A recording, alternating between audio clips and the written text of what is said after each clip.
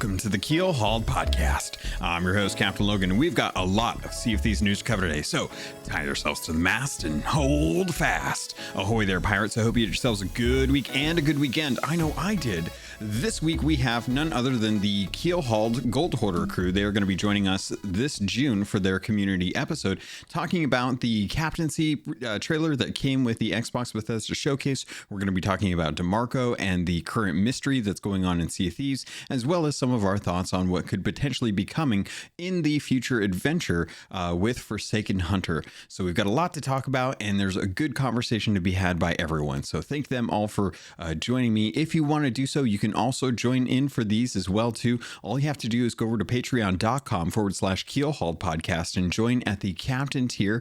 It's at $10 a month, and you can jump into the Patreon channel that's on there and get the invite for the event. Happens at every month at the end of the month. It's the last Saturday at 1 p.m. Pacific Central Time or Pacific Standard Time in the Discord, and we usually just hang out there and do that on the Saturday before the last Monday, whatever that is and whatever that ends up being. But I usually put an event up in the Discord, and with that, let's get into the rest of the patrons that are supporting and then get into the conversation. Thank you to People's Republic, El Cute, Balls, Bam Bam Bagel, Slum, Captain Hasco, Chateau Neuf, Zombie Killer, Cloud, Cosmic Johnson, Davram TV, El Jefe Esteban, Fergatron, Trickster, Jabaro 5, Kazia the Rogue, Lumpy SRQ, Okari and Darth, Dub Dub Goose, Evil Morpheus, Xbox Mike 29, Murphy Lives, Mutinous Max, Raja the Brave,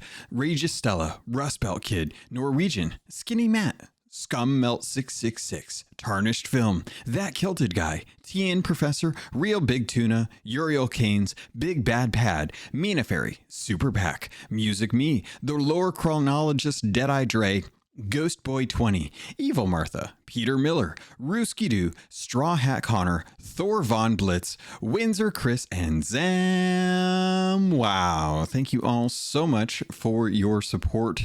You guys really mean the world to me. And thank you so much for making so much possible with the podcast. It is really helped out. And if you want to support and you haven't been, feel free to. If not, head over, rate the show on any of the platforms that we're at. No worries. And with that, let's get into this episode. Welcome, everyone, to the Keelhauled community podcast episode. It is the end of the month for June, which means that every month we're going to be sitting down with any of the gold hoarders that are at the captain tier and want to join up for this episode to share their thoughts and their opinions on what's been going on. It has been an exceptionally busy week for news-wise, even though we realistically, like the season has been extended. They've still managed to find ways to keep me interested in what's going on a week-to-week basis. But I figured for the rundown of this episode with the gold hoarders and getting their thoughts and their feelings on things, that we would be able to talk about both the season 7 announcement for captaincy. Finally, that is announced. It's not just glitches and hearsay or people leaking insider information, but we finally got the announcement for that. I would love to get your thoughts on how you feel about that, about the sovereigns, what you think of them. Is this a good equilibrium for Reapers? And then we also have the mystery that's going on right now with DeMarco. And there's been a lot of stuff that's been uncovered just in the last 24 hours that regards to moving the story forward and moving it away from social media, which I've actually really thought was really cool. But I want to get some thoughts on that. And then, of course, we have the upcoming Adventure 5, the Forsaken Hunter. We got an interesting tweet that we'll dive into when we get to that with this episode. But as always, I'm joined by the Gold Hoarders this week. We have a big cast of characters today.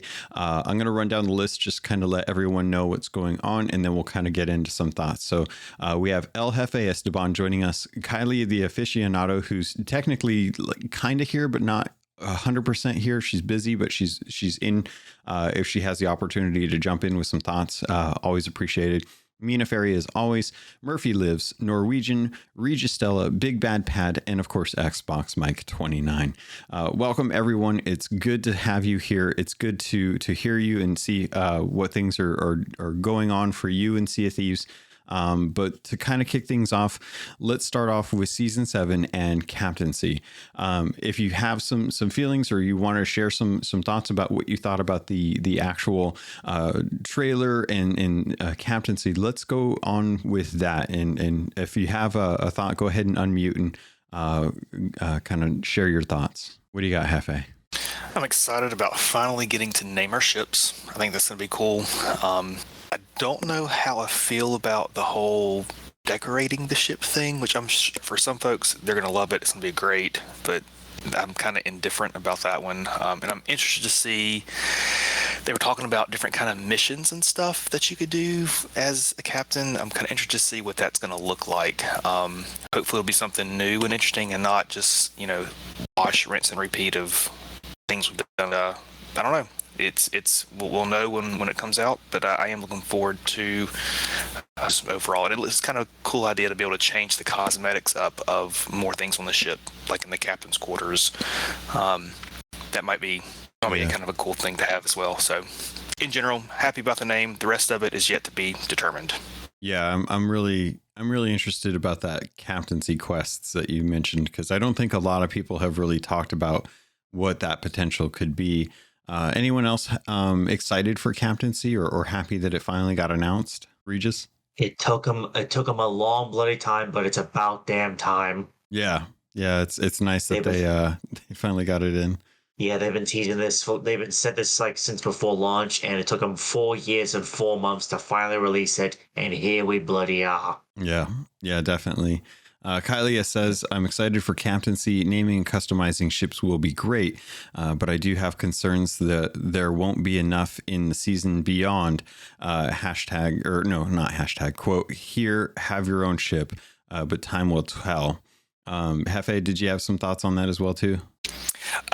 My fear is that it's going to be kind of like season 5 was and just be a quality of life update, which is good, but the fact that you tie a game up for 3 months or more if you delay it, I don't know. I just feel like you can burn through stuff pretty quick on those quality of life updates without even really trying.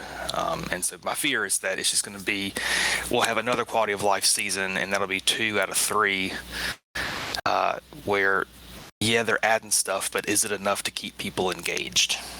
Yeah, and Kylia says too, because bear in mind she's not able to actually talk unless she feels the opportunity to, but she did write in chat that we need new activities. Does anyone else feel like the marquee feature of captaincy is surface level, and we are kind of concerned about what we'll actually be doing during the season to kind of keep us invested with the rest of the actual gameplay? Mike, you opened up real quick, and then Norwegian, let's get you afterwards. Yeah, definitely. I think that it's like we said before, it's about bloody time that this came. I know when I spoke to Mike Chapman at XO19 about the captaincy update, he told me it was fairly soon. That was 2 years ago.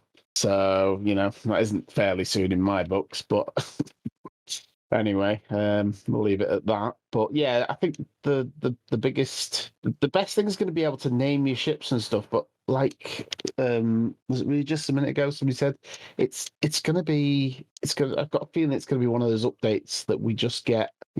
Essentially what we've already got, but improved, little bits and pieces improved, and not much else to do. I did like. I do like the tall tales and the big sort of, some new voyages, even the Veil mission was great, for a while. That's been keeping us going, but I need more stuff like that. Just being able to put new trinkets in places on the ship and not have to go into the menu and assign the sails and stuff each time, isn't really going to keep me going for very long. Yeah, it's a bit of a worry, but I'm just hoping there's going to be actual ship progression, something that you can actually progress your ship, and it gives us like a rank, like we have for the gold hoarders and everything else. Level your ship up to level 75 or whatever, and the more things you unlock, the more cooler and better things you can attach to on the ship and to the ship and around the ship, whatever, Yeah, definitely. I hope there's some sort of something else that's going to keep us going other than just, oh, look, you've got a shiny new collectible to put on the shelf that you're probably not going to look at once you've put it there. That's my hope anyway. I hope it's more than just that. Yeah, I can see that for sure. Norwegian, what were you thinking? Super excited for it. Echoing the same thing. It is about damn time that we get this. I don't know about the decorating your whole ship. I don't really think of, when was the last time you jumped on someone's ship and thought, hey, let me look at what you have in here. Oh, there's your treasure. I want that. You're not going there to look at what they have on their shelves. You're going in there for treasure. Customization is always great. It's going to be wonderful still, but not too excited about the customization. Just the naming your ship. That's all I wanted. Yeah. It'll be interesting to kind of see how this goes. Murphy, I haven't heard any thoughts from you yet. How are you feeling about captaincy on the surface level? Hi there. Yeah, captaincy seems to be a good thing overall, but I'm curious about the collectibles. Again, yeah, who's really going to look at those beyond yourself the first time? Or, that one pirate you invite on board who doesn't decide to take your ship over or mess with you. I'm excited to see how those things are earned. If there are certain achievements, like a whole new captaincy, it's not part of reputation, but I'm excited to see how those come about. If it's do this special thing on this special island, or how that's going to come. So I'm excited for that. Yeah, I'm kind of in the same boat with a lot of you. I know when things like captaincy comes out, having that kind of that surface level cosmetic change will be nice. It will wear off after a while. I always feel like things that get introduced into the game that are beyond that is what's really going to impact our day-to-day gameplay, some of the quality of life improvements. And with that, I wanted to touch on the idea of sovereigns being the equalizers for Reapers. Currently, Reapers will accept any treasure regardless of what it is and give you the full emissary value for that. I know a bunch of you are still testing things on insiders, and I don't want you to have to try and break NDA.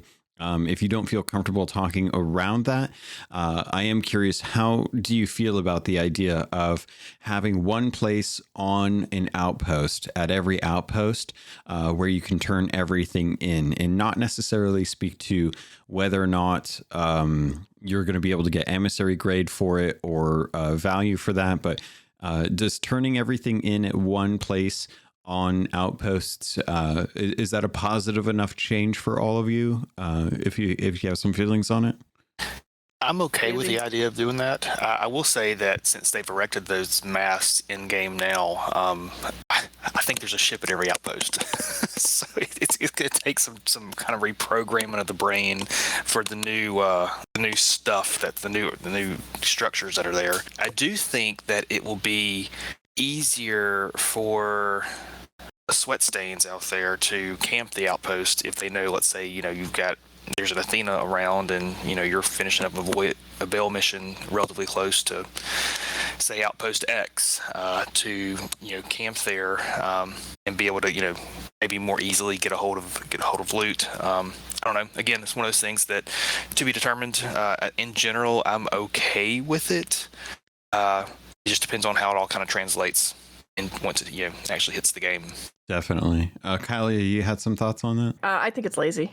Really? I also, and I'm going to bring up the Agreed. probably unpopular opinion here, where I feel like we could have been better served with the sovereigns elsewhere in the world. But I mean, the difference is I'm walking 30 feet one way or 10 feet the other way. And I understand that it saves you from shuffling things back and forth and you've got one central turn-in point. But I would have liked to have maybe seen sovereigns on seaposts, like places outside of the standard outpost where you're going anyways, to kind of give you better convenience when you're out in the world versus driving you to, say, 6 or 7 central points. That's a really interesting take. I know, Murphy, you were kind of feeling the same way on this, and then we'll get Norwegian afterwards. Yeah, I was thinking the exact same thing. It seems like where the Reaper could appear lazy in the fact that I can take anything to him, or the Mass Stranger, or whoever it is these days. now you've done that by 7. And I think there's supposed to be some strategic thought in where you're going and what treasure's coming off when and where. And I just feel it takes away from that. Interesting. Okay. Norwegian, you had some feelings on this. What are you thinking? I like it. I'm kind of the opposite of them. I'm usually a solo slooper where I'm trying to be as fast and as efficient as I can. I'm not trying to spend a whole lot of time at an outpost. I'm trying to continue with the game and keep playing it, not sit there. So I love the efficiency of being able to turn in fast. I guess I'll just have to increase the weight of my pirate then, since he's not running as far. That's kind of my perspective on this, because genuinely when I am turning in stuff, I would rather get it turned in rapidly as opposed to having to ferry it to the different vendors, given that the vendors are so spread out. The concern that I have tends to be that it disincentivizes the desire to interact with the different vendors, which obviously this feels like a late game move for people. I don't know the details on it, but I have a feeling that it'll be something that will benefit folks that aren't concerned about potentially reputation or commendation fixes, things like emissary values, things like that. That's kind of my feelings on it. But you guys are having some discussion in chat here, and I want to get that on the record here. So, Pad, what are you talking about as far as they want people to come across each other on outposts? It was just in relation to Kylie's comment about obviously moving the sovereigns to sea posts. The reason they've put them on the outposts is because they want people to have interactions, and having people hand in at 6 or 7 centralized points gives others the chance to attack, loot, whatever. If you start spreading it out, then people are less likely to come across others with loot. So you'd have 7 on top of the sea posts places to hand stuff in, so people wouldn't be carrying loot as long.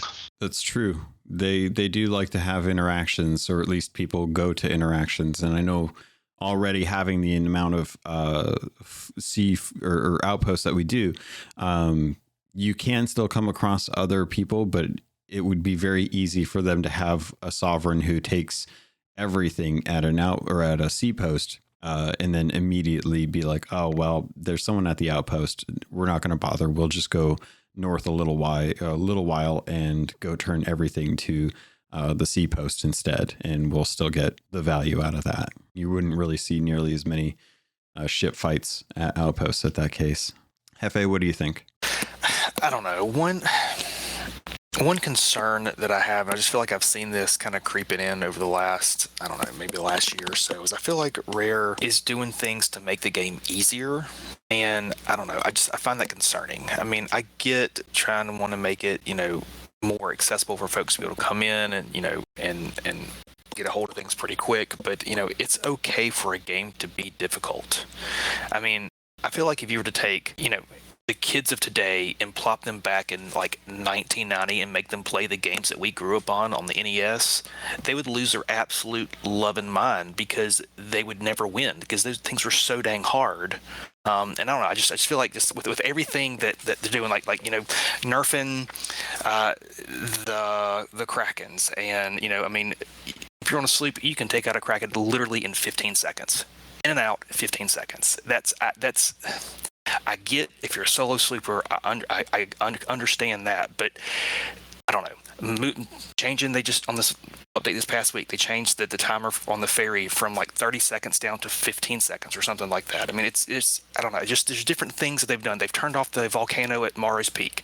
It's just, I feel like they're dumbing things down, and I don't know if that's the best move. Now, is that you're coming at this from the perspective of someone who's been playing for a very, very long time. And I want you to kind of think about what would it feel like if you were a day one player coming into the game, and you had to deal with all of these things. You come across a Kraken on a sloop. You have no clue what it is or how to handle it. And you know that you've got cannons and you might try and shoot it, but if you don't know how to handle that or what the cues are, then it's going to feel threatening, and you may lose to that. So while I do agree that from your perspective, it does feel like a dumbing down, I do think that how do you balance an open world game for every difficulty that's out there for players? And you have to make some caveats in some cases, right? For sure. I mean, if someone was to come in, I got a couple friends that are just now getting into the game, and it is absolutely overwhelming. There's so much stuff in the game that they've put in over the last 4 years, which is amazing and great, and it's part of what makes the game as awesome as it is. I couldn't imagine being a day one pirate right now, because again, like you're talking about, you come in just absolutely overwhelmed with what to do and how to do. So it's a balance. It is. You're right. You're 100% right. It's a balancing act. I just hope that they will do things that keep folks who've been there a long time engaged. Well, that is kind of the idea to continue. That's kind of the idea around captaincy at this point. If my understanding is correct, is they're looking for the people who have done everything, been everywhere. You don't have to worry about the gold hoarder commendations or the merchant voyages. You've got all that knocked out. You're done with your ledgers, and you've got all the cosmetics through there, and you just want to farm loot. You want to go out and sink people and have fun doing that. And you don't want to mess around with all the different trade companies because you're above them at this point. You're already maxed out. What do they matter to you? You just want to get the loot in. And that seems like the perk there for the sovereign. So at least that's my understanding of why they're bringing this in and why they're tying it to captaincy. But until we really get our hands on this, I think Mina has a really good perspective on this. Mina, if you want to share your thoughts on it. Well, I don't understand why we need another hand-in point at the outposts. We already have everywhere to hand in at the outpost. I also don't understand why we need another bunch of people to hand in full stop, regardless of where they're at, until I've seen what it's all about, because it's been very vague so far. Until I've seen what it's about and what it's like, I'm kind of holding my opinion till then, because I currently don't have one other than confusion. It's real fair. Mike, you had some thoughts? Yeah, pretty much mirroring what Mina just said. It feels odd having another hand-in point. It feels like just going to make the rest of the other traders pretty much redundant. Who's going to go there? I don't know whether they've got their own leveling system, and then everyone would be leveling in there. People who still need gold hoarders would still have to go to the gold hoarders, and Order Souls would still have to go there, or what? I don't understand. But at the moment, like Mina said, it's a bit vague. I think maybe so vague that it's difficult to make a decision on, give an opinion on it just yet. But at the moment, yeah, it does feel a bit odd. Definitely does. I'm very interested to find out what it's going to be. Norwegian, you had some hopes and some dreams for these sovereigns? Pretty much like everybody else here, I'm sure all of us have just about completed every faction, with the exception of Athena at this point. So hopefully it's new rewards, new cosmetics, new missions. That's what I'm hoping for. That if that's the case, then no, I don't mind at all. I'm looking forward to it. Yeah, definitely. I think there's still some real big questions out there that I'm sure we'll find out more as we get closer and closer. We're about 4 weeks out from captaincy coming with season 7. But right now we're dealing with a couple things that are happening in game. We've got the mystery, which is still ongoing, and Rare has been a lot more forthcoming with their information about what is going on with the mystery. We have t-shirts that are available that say I killed DeMarco or who killed DeMarco that are available if you want to shop and represent those. I'm still very interested in the kind of showcasing a mystery as merchandise, because out of context, it feels like a really weird shirt to be walking around in, where people are going to be like, you killed DeMarco? Who's DeMarco? Why do you have a shirt that says I killed DeMarco? So I like it for the collector aspect of it, but it seems kind of It seems like something I would expect the team members at Rare to wear during like promotional stuff. But it would be I'd be interested to hear if anyone's decided to pick up those shirts. And with the mystery, we did get a bit of news that basically said that there was a conversation between DeMarco and Lassetti. And the conversation, to paraphrase it, was basically them kind of stating that they have to go do something and that they won't go do something, or that they want to go do something, but they have to go do it. And the other one's trying to stop them. And essentially, it ends off with a very interesting kind of like aside. I would guess it'd be like an aside where Lassetti refers to being startled by someone and that there's a skeleton nearby, and that they're speaking to someone named T, and she basically says, I can't let him do this, whatever it takes. I have to. What was that sound? There's a skelly hiding here. Get out of the way, T. And then it's cut off. And then there's a question about who T is. So if you've been in the game, you've probably had the idea, well, all of the shopkeeps have names associated with their task. The equipment vendor is for tools, so all of their names are T's. All of the tavern keeps are for T, so they're all named T. All the shipwrights have S names. All of the who am I forgetting here? All the weaponsmiths have W names, and then all of the clothing vendors have C names. So with this, we started having people go out and venturing out to talk to the people who start with a T in their name, holding the lantern. And we found out that many of them have had very cryptic things to say. And it turns out that all of the things that they say have actually been tied to locations and times. And if you find out what the location is, and you go there during this time, you'll be able to use the lantern to view an interaction with that person that they were talking with, to kind of show that DeMarco was talking with them. And I'm kind of curious, how do you guys feel about this? Do you like it? Do you like that it's more in game? I've been very impressed with this because it feels like, to me at least, the saying goodbye. When someone knows like they're going to die and they know that they're resolved in that, they generally go around and make peace, or they go and say their goodbyes to people. And that's very much what this feels like on the surface level. But I wanted to get some thoughts on this because for a long time, we've been looking at a music box that has weird symbols on it and waiting to try and finally get as many likes as you possibly need to be able to unlock the next part of the mystery so we can move forward with it. But what did you guys all think of this? Norwegian, you've been talking in chat. Let's get your thoughts on this. I'm not going to lie. I was 100% not interested anymore in the mystery until they came back with this. Just found out about it this morning and kind of was starting to play around with it and look at it. Finally, it's in the game and not on Twitter where we have to retweet and like things. This is where it should have been. This is fun now. Yeah, I agree.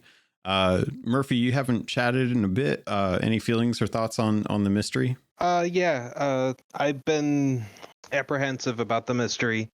I think I stated to you, Logan, that it feels like I'm Inspector Lestrade coming back from vacation because I'm often at work when the mystery presents itself and is quickly figured out by the community. So to see it back in game is nice, but unless there's more rewards cosmetics, such as the Fallen Sea Dog Lantern, I really can't see myself going to read these notes without a cosmetic incentive to do so, because I can read them on Twitter. Yeah, I'd second that.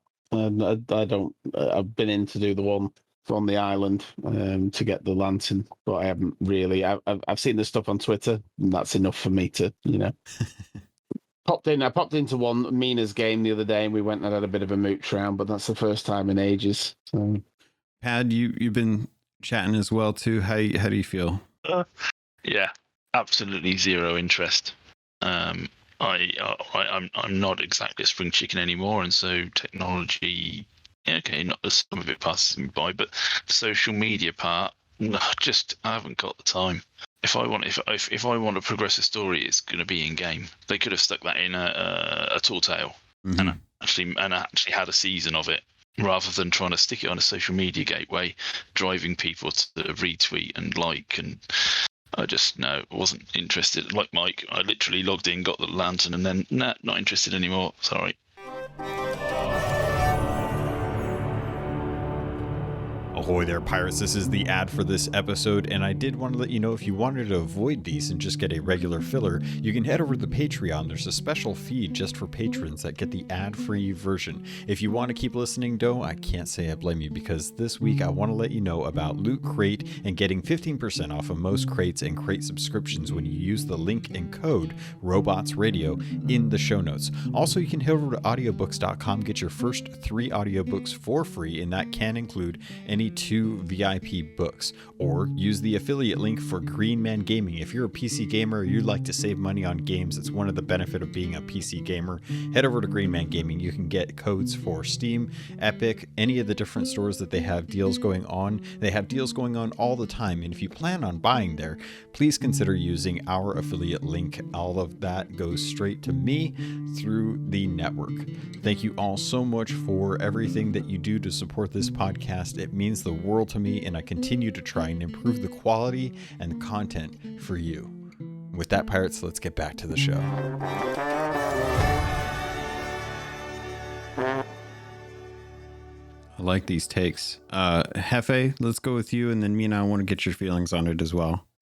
I am way more engaged when there's things that are in game.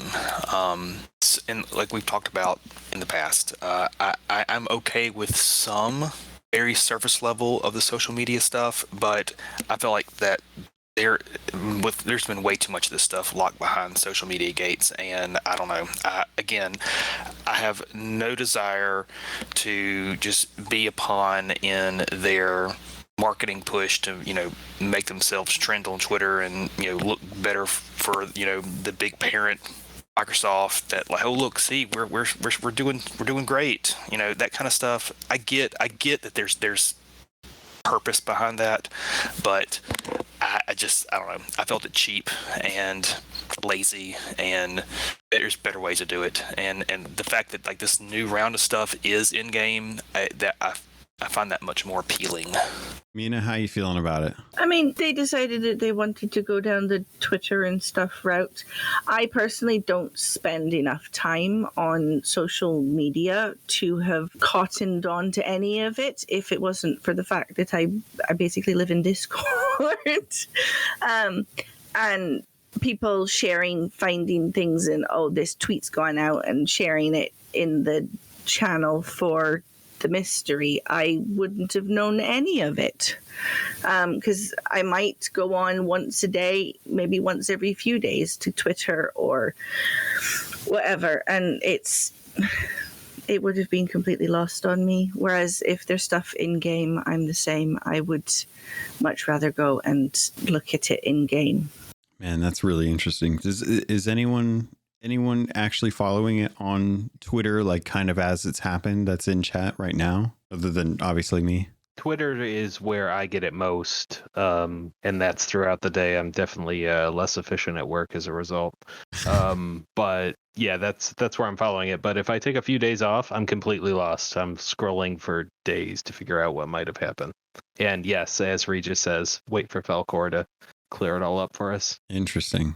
You guys all really bring up a really interesting perspective that I don't think I've seen much of, which is it makes me so glad that we're having this conversation now, because as the kind of social media machine churns and people work out the mysteries and stuff, there have been points where even I've been lost. Like, I wasn't sure how people were figuring out the location and time for a lot of this until I started actually talking to the NPCs in game. But there is a large portion of the Sea of Thieves community that love and enjoy the game and do enjoy the lore, who aren't following social media for this.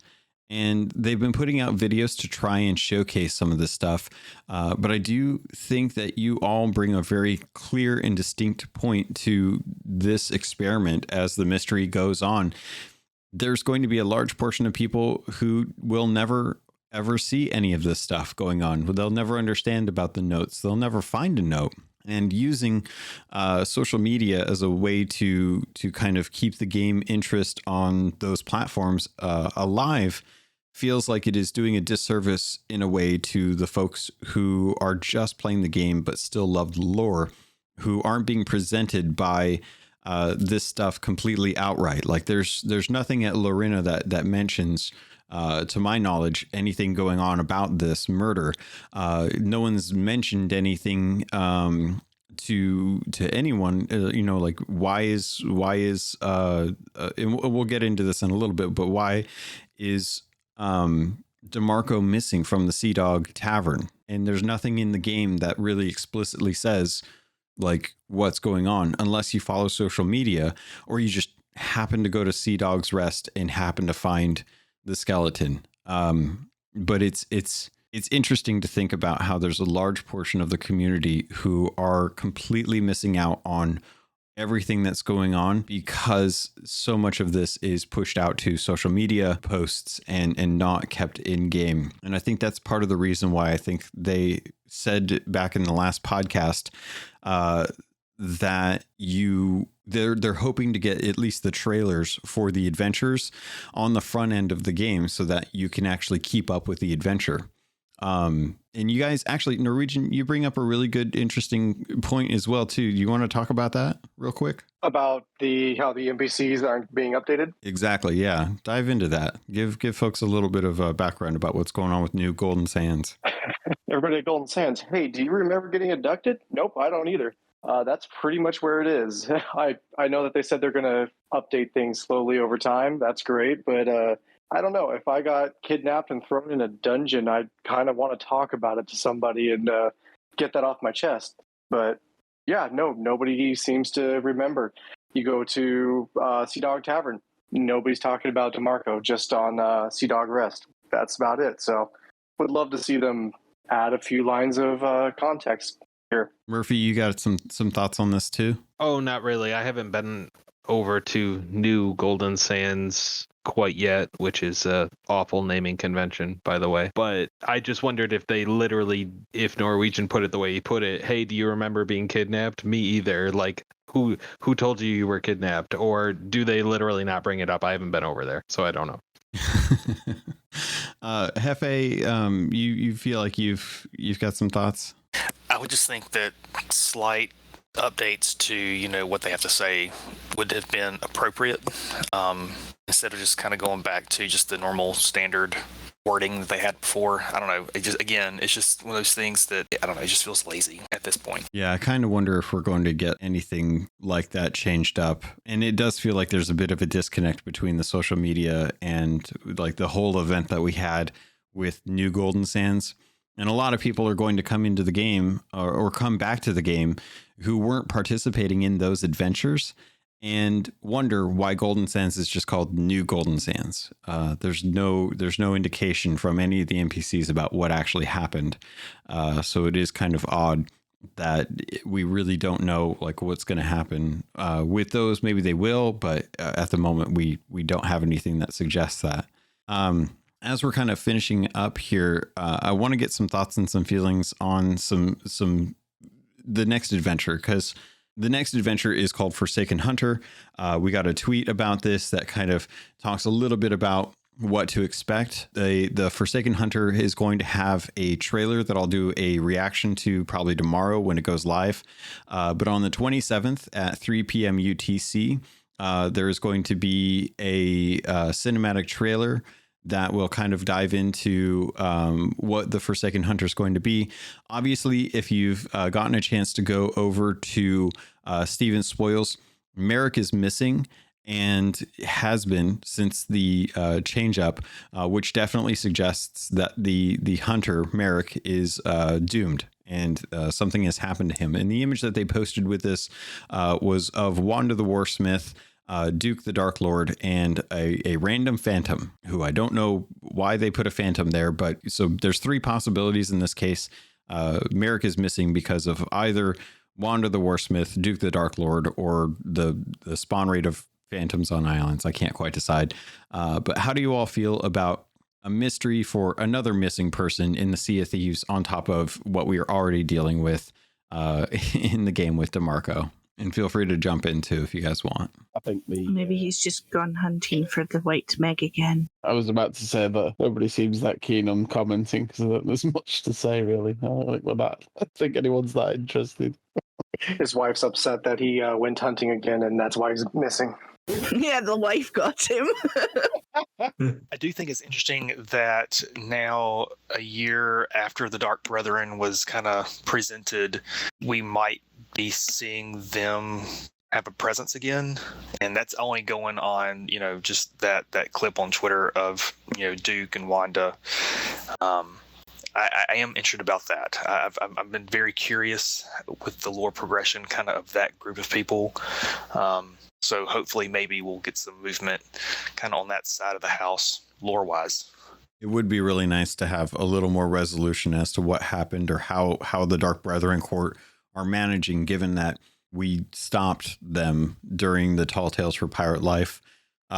This week kind of commemorated the 1 year anniversary of A Pirate's Life. And I'm reminded about how much I enjoyed that content and how I loved being able to venture through that completely unaware of what to expect, and being able to find the lore and the history and suss out details about what was going on during that time was fantastic. I'm not going to lie. And there's definitely something to be said about the Tall Tales. I'm a little concerned, and maybe you guys feel this as well too, but I'm a little worried that with adventures being an ever growing presence with Sea of Thieves and Seasons, that we won't see Tall Tales anymore. And that I think Tall Tales are just a thing that just takes too long for them to build out, to test, and to implement, that they're just going to move forward with more adventures and mysteries as the new form of a Tall Tale.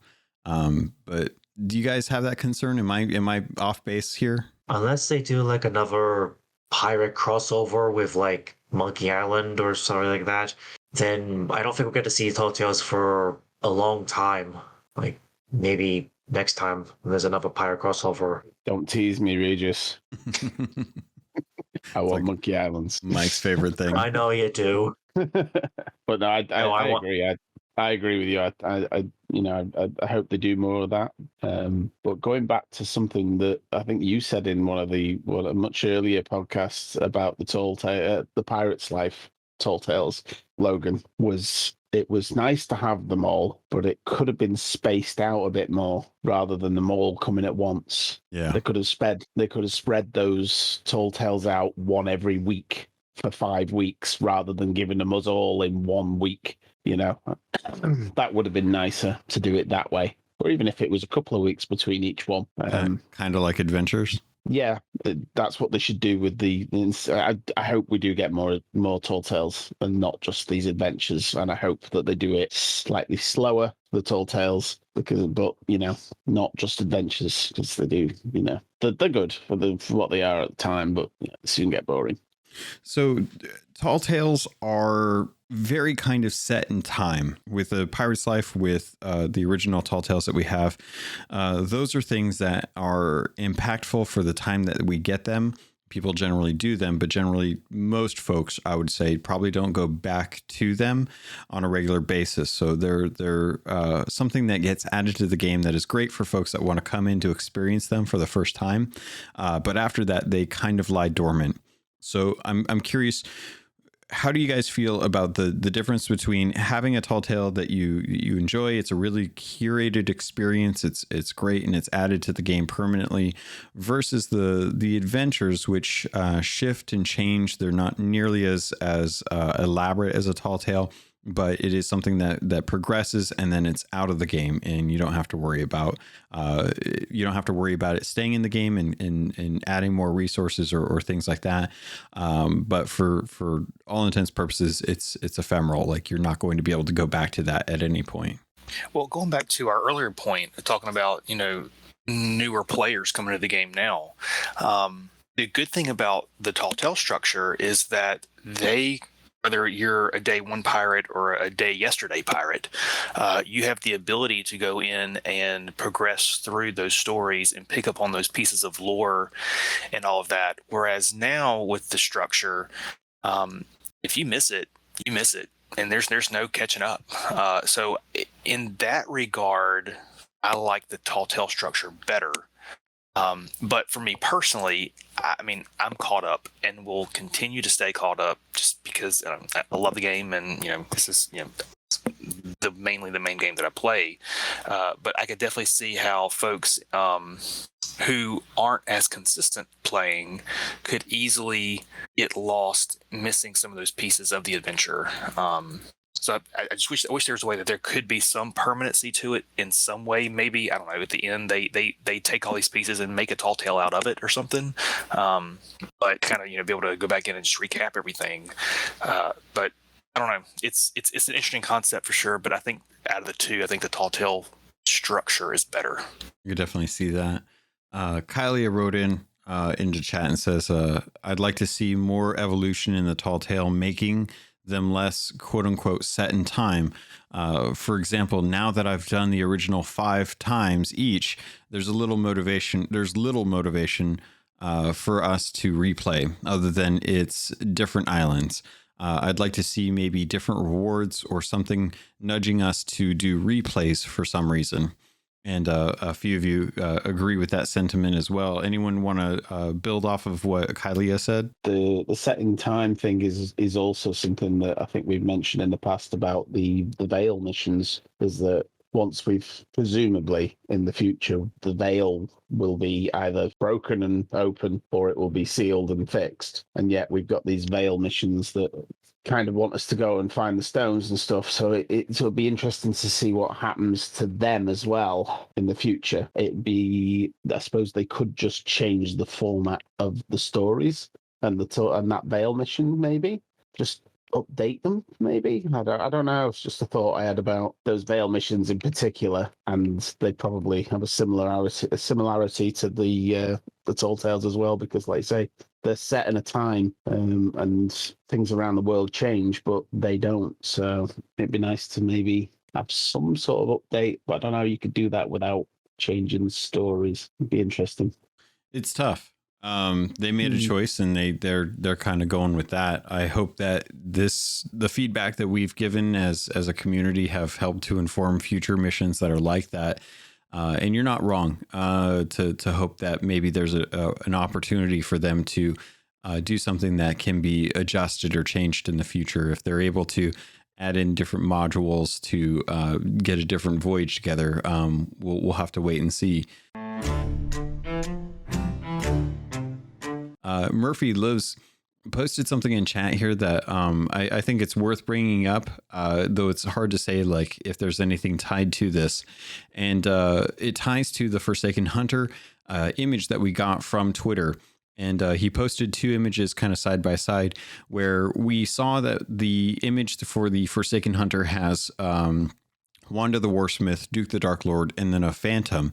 I didn't make this connection until now, but Murphy posted a clip from the Season 7 Captaincy or Captains of Adventure trailer where John McMurtry's pirate, who is the voice of Sea of Thieves, is walking amongst the crowd, kind of showing off baubles for the captaincy. And one of the pirates that is sitting at the table is a pirate that looks exactly like the Phantom that is in the promotional image for the Forsaken Hunter. It begs to question, is Merrick alive? Is Merrick dead? And did he take someone with him? Or is this pirate dead? Or is it just one of those infinite pirate generator situations where they used this pirate to create it and they made him a Phantom, not realizing that they had used that model more recently in the Season 7 trailer? Very interesting to kind of propose there, but it might suggest that the Forsaken Hunter event actually starts to push us over to the Sea of the Damned, which would be a nice way to capitalize on those gigantic rocks that we have out in the Sea of Thieves that we don't know anything about. And if that's the case, one of the things that we did get this update to, alongside the shorter respawn time, was Wanda the Warsmith's hideout is trashed at the moment. There's a whole bunch of burnt banners that or fabric flags that used to bear the mark of Flaming Heart, his icon that is typically on his livery set. Those were all burnt. The paintings of that iconography around the hideout are smudged. The Ashen Dragon figurehead that was in the rocks down in that cave system has been ripped down. And there is a box of wondrous secrets that has been opened and is lying open in the hideout there. And you can actually look inside of it, which ties it all the way back to the first year for Forsaken Shores, when we found out who Stitcher Jim is, and found out that Stitcher Jim had given up his loyalty to the Gold Hoarder, who he was originally partnered with back in the Athena's Voyage. What was the name of the Athena's Fortune book, and moved over to Flameheart at this point. Stitcher Jim has still been missing, but now being able to see inside the box of wondrous secrets, we can see that it is the skybox for the space that is in between our realm and the Sea of the Damned. It is that very, very green, starry night sky, and it is reflective. Has anyone had a chance to venture over to Wanda's workshop, or have seen the images of this? And if so, what did you think of it? Do you think that this is kind of alluding to Wanda trying to get something a little bit more powerful to uncover a way to get to the Sea of the Damned, possibly? To get at Flameheart, maybe? No Ovaltine in the box, Norwegian. Very cheeky comment, though. I appreciate that. Mina, you haven't been there? No, not yet, but I am hoping to jump off at some point and go and have a nosy myself soon. I like that. That's a good word. Has anyone gotten a chance to go over there, or anyone have any thoughts on why the box of wondrous secrets would be open inside Wanda the Warsmith's hideout there? I've taken a look, and I assumed it was Wanda herself who trashed it. Yeah, but that's a guess. Just from her disappointment in right way back to the Heart of Fire curse, and her disappointment in, was that Flameheart? Mm-hmm. Been so long that she's fed up and was double crossed one too many times, and I assume she was just wiping away her past connections. As for the open box, why? I don't know. Beyond to move plot, I don't know. I think, and this is just kind of coming off the cuff here, but Wanda seems very upset with Flameheart, and I agree with you that I think it was Wanda. I think that she was effectively doing the thing that every teenager after a breakup would do, which is, you burn all of the possessions of the person that you broke up with. And in this case, it happens to be Flameheart. She's ridding herself of the infatuation, and she wants to understand why Stitcher Jim chose Flameheart over the Gold Hoarder, especially given that she's now working with the Gold Hoarder in the Dark Brethren court. So because of that, I have a feeling that she had a desire for more power. And if you think to, Mina, I love the comment there. Teenager, you did that in your 20s.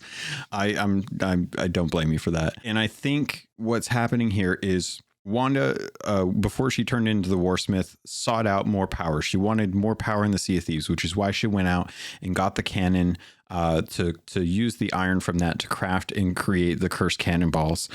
She is a weaponsmith at the heart of it, and she's there to cause war, and she's there to get power. So I have a feeling that her playing around in the hideout with the box of wondrous secrets is an attempt of her getting trying to get at more power.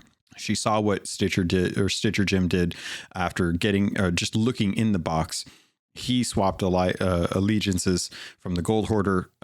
So she's looking to get some of that power as well too. And I think she's looking to find a way to craft her own version maybe of the Veil Mask now that it's out of the hands of the Reapers and into the hands of Ramses. She's obviously probably not going to be able to get her hands on that. So she's probably doing what she does best, which is create her own weapon potentially. But those are just kind of some of the loose thoughts that I'm having right now as I start to think about it. All right. Was there anything that you guys wanted to touch on that we haven't gotten a chance to touch on yet? I feel like there is, but I'm totally blank. I could mention that what I said in the Discord before is just like I'm a bit disheartened with the whole of gaming from Xbox at the moment. There's really not much in the future that I'm looking forward to. And usually by this point, I've got something to look forward to. And the only thing from that E3 showcase really was the captaincy update. And even that I'm a bit worried about. So it's a big worry for me at the moment. I haven't got anything that's keeping me playing at the moment. So I'm sort of flicking between a few games, but nothing's really taking my fancy. And I just really hope this captaincy update is more than just like we said before, just a few little trinkety things we can add to the ship and putting our name on it. You guys, that's about all I can think of saying. Yeah, you guys did mention that you'd been feeling like this season the drag was a little rough right now, and that you guys are getting a little bored with the lack of something new on the horizon, right? Definitely. The extension of this season 6, I think it got extended by 5 weeks, was it? Yeah. And I'd already been finished. I mean, probably like everyone else here, finished this season many weeks before that. So when it got extended for another 5 weeks, it was a bit of a downer. But yeah, it's a shame, really. There doesn't feel like there's much happening at the moment. Well, the good news is that while this has been extended, we know that there is content on the horizon, and I definitely feel you there. I've been going back and playing other stuff lately. I still have plenty of stuff to keep me busy most of the time, but I am hoping that this delay is exactly what it needs to be, which is to try and make sure that when captaincy comes out, that it is in a much more stable state. If I recall, this is the first time they've actually delayed a season, and it's not unprecedented in the industry. There's definitely been other games that have delayed seasons and pushed content out, and generally in my experience, when that happens, it's usually for the better. So I have faith in the team wanting to put out the best content they can, especially given that this was something that was showcased at Xbox Bethesda Showcase just a few weeks ago. So hopefully we have something to look forward to. We'll still have to wait and see. I would love if Rare has the ability to put in the pipeline some videos that kind of dig more into the Sovereigns, the Captain Voyages, the Captain's Logs that Patty had mentioned in chat earlier. I want to know more about those as well, too. And just how we're going to find out more about this kind of stuff and kind of give us a little more leading into it to kind of keep us fed as far as like what's going to go on with Season 7. But I think with that, we'll go ahead and round things out. Did anyone have anything that they wanted to share or anything they wanted to showcase as we head out? Let's start off with Hefe. Anything going on with you? Nothing in particular. Just a reminder to folks that if you're kind of new to the game and need some help, we do have the Sherpa program out there. I think this past week a group got together and went and did the Skeleton Thrones event. So something, throwback from many moon ago. So we're available to help. Just pop in that channel and let us know what you need. And we've got folks literally all over the world. So we've got pretty much most of the time zones covered, and we can definitely pair you up with somebody to help you out. Yeah, it's true. And it's funny that they went and did the Skeleton Thrones when they did, because shortly a bit ago, I just found out that there's actually one of those DeMarco Easter egg things actually on the Marauder's Arch throne that you have to go up to see. So that's it's funny that they ended up doing that before the event actually kicked off for the murder mystery. And let's Kylie, if you've got anything you want to share or put out? Nope. Just working on Destination Indie. Also, if you haven't played A Pirate's Life Tall Tales, do it.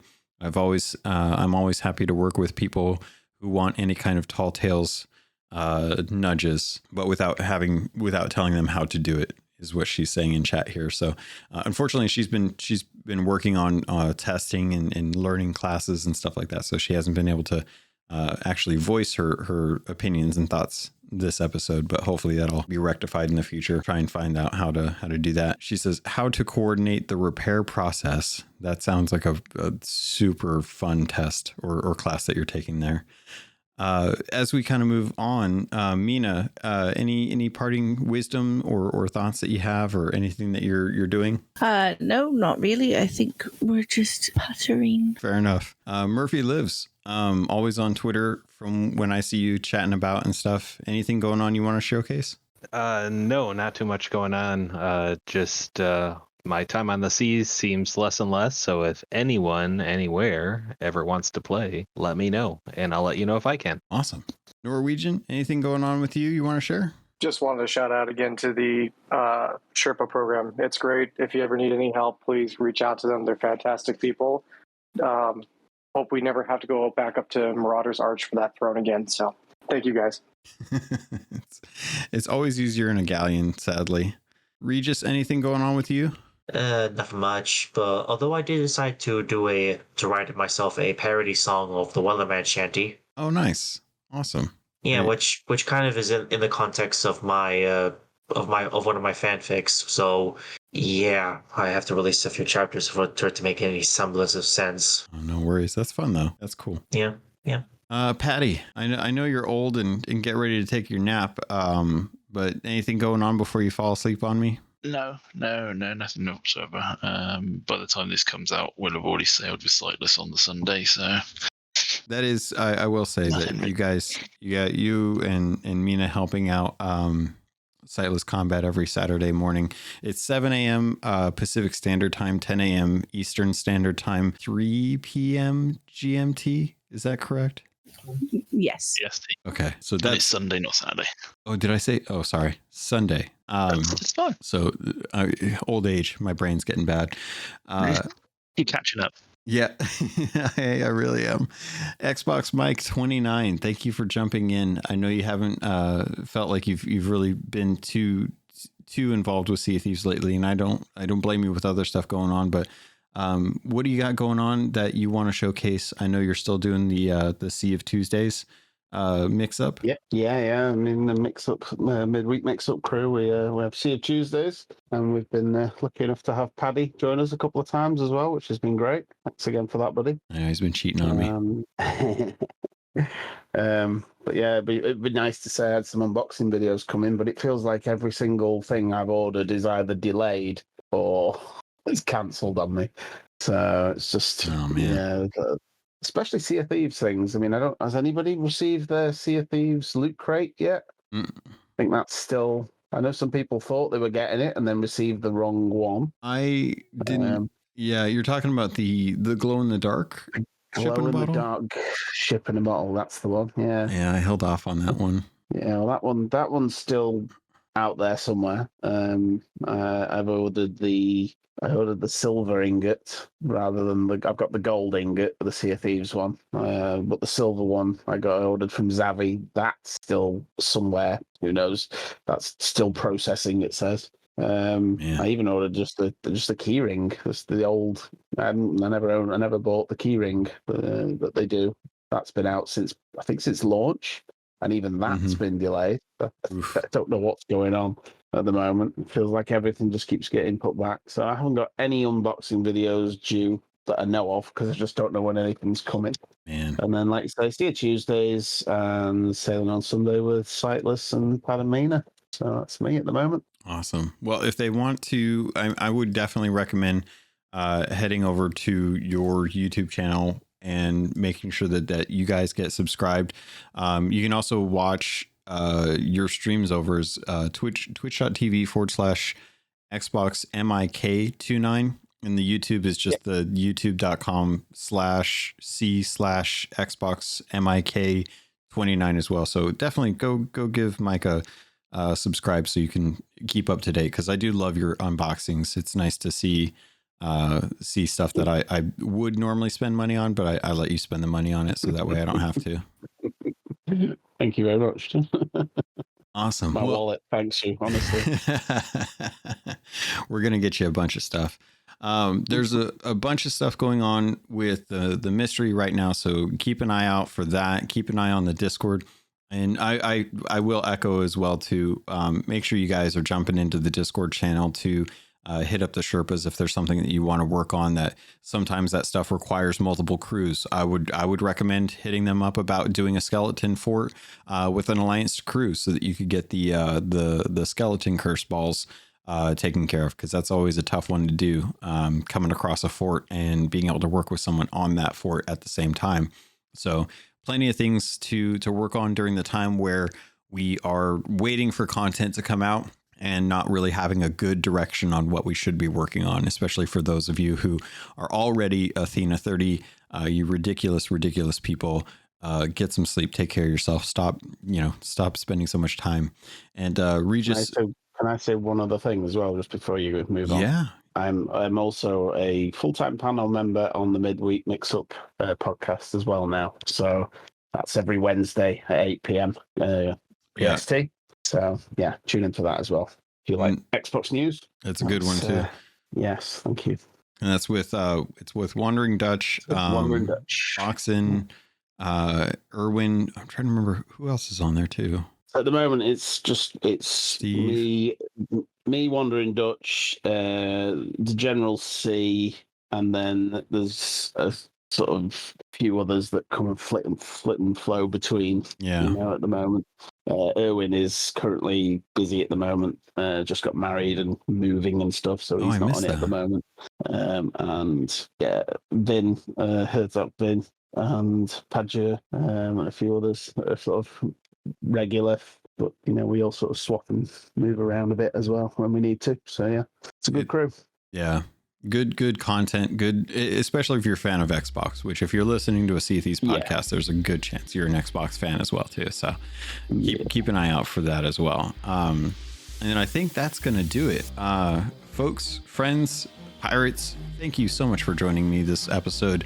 I'm glad to see so many of you and get a chance to talk with you, especially with a lot of the opinions that we got to talk on, because they definitely weren't what I expected. And I love that, because I know with Rare listening, they need to get the feedback that's not just from the streamers and from the Twitch replies and stuff. They like to have kind of like the real folks kind of chatting about what their experience is, especially with some of the stuff that's coming in the future. So thank you all so much for jumping in. Thank you for having us.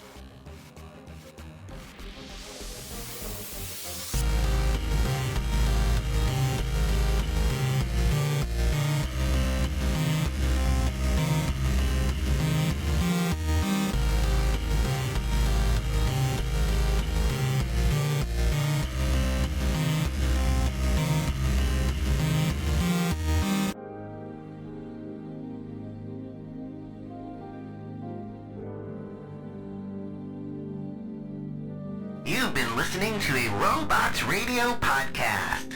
Smart shows for interesting people. Check out all the shows at robotsradio.net. Following is a public service announcement from the Starter Set Dungeons & Dragons podcast. This is your D&D campaign. This is the Starter Set podcast. You know how poison frogs don't lick each other's backs? So it's Howl's Moving Castle with a face. Hey there, I'm Great Mandibles. Because one of the party speaks Abyssal. You're all going to die. And then adventure falls into your lap. Plop. This is your D&D campaign after listening to the Starter Set podcast. So join Sam and Ed every Friday on the Starter Set podcast for prime Dungeons & Dragons content. Any questions? Hey, I'm Pylon. And I'm Doc. And if you've ever played an Elder Scrolls game, you've probably used UESP.net to help you find information about a quest, dive deeper into lore, or really learn anything about the Elder Scrolls. But did you know we have a podcast too? Every week we bring you the latest in Elder Scrolls news, dig deeper into topics surrounding the game, and have a ton of fun while doing it. You can find us on your favorite podcatcher by searching the unofficial Elder Scrolls podcast. Can't wait to see you all there.